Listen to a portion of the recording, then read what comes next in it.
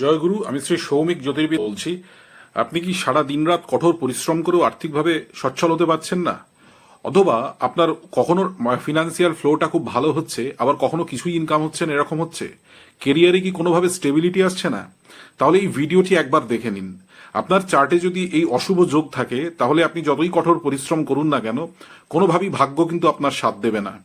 বৈদিক জ্যোতিষশাস্ত্রে বৃহস্পতি থেকে চন্দ্র যদি ষষ্ঠ অষ্টম দ্বাদশ ভাবে অবস্থান করে, তাহলে একটি অশুভ যোগ তৈরি হয়। যেই যোগের নাম হচ্ছে শকট যোগ।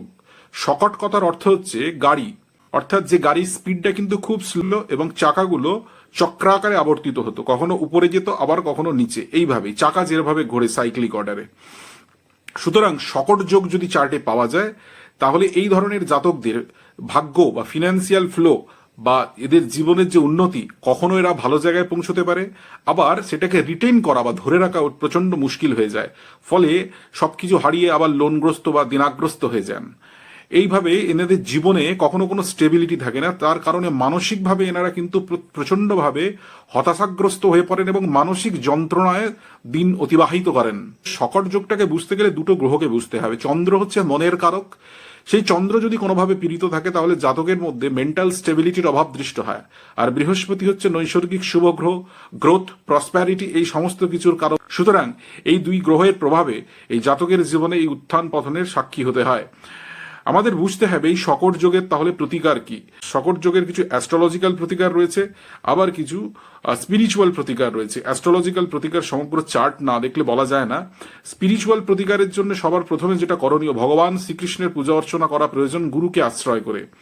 কারণ গুরু ছেড়ে ভগবানের উপাসনা করা যায় না।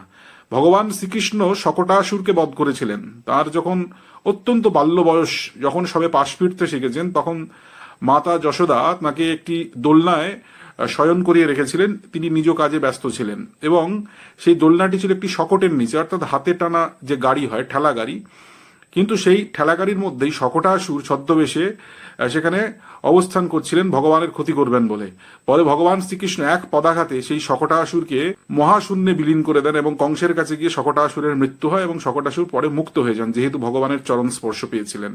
সুতরাং এখানে বুঝতে হবে যে শকট হচ্ছে একটি ছদ্মবেশী বাধা।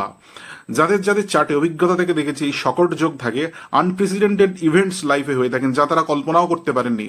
হয়তো কোনো হঠাৎ করে কোনো দুর্ঘটনা ঘটে গেল, বা হঠাৎ করে কোনো ফিনান্সিয়াল প্রবলেম হয়ে গেল, হঠাৎ করে জীবনে এমন এমন ঘটনা ঘটে যা আগে থেকে তারা ধারণা করতে পারেন না, এবং তার ফলে নিদারুণ মানসিক কষ্ট, আর্থিক কষ্ট, এইসবের সম্মুখীন হতে হয়। সুতরাং আপনার চার্টে যদি শকট যোগ থাকে, অবশ্যই কোনো আধ্যাত্মিক চেতনা সম্পন্ন জ্যোতিষী মহাশয়কে দেখিয়ে নিন, উপযুক্ত প্রতিকার গ্রহণ করুন এবং উপযুক্ত ভেদিক কাউন্সেলিং যেগুলো রয়েছে, শুধুমাত্র যে স্টোন পড়লেই হয়ে যাবে এরকম বিষয়টি নয়। নিয়মিত কাউন্সেলিং এর প্রয়োজন আছে। আপনি কিভাবে এই শকট যোগের মোকাবিলা করবেন তার একটা সম্পূর্ণ গাইডেন্স আপনার চার্ট দেখে, আপনার কোন কোন গ্রহ নক্ষত্র আপনার ফেভারে আছে, কোন কোন গ্রহ নক্ষত্র আপনার ম্যালেফিক রয়েছে, সমস্ত কিছু দেখে শুনে একটা প্রতিকার করে দেওয়া সম্ভব, যেখানে কিন্তু 70-80% ক্ষেত্রে কিন্তু এই শকট যোগকে ওভারকাম করে জীবনে উন্নতি করা সম্ভব।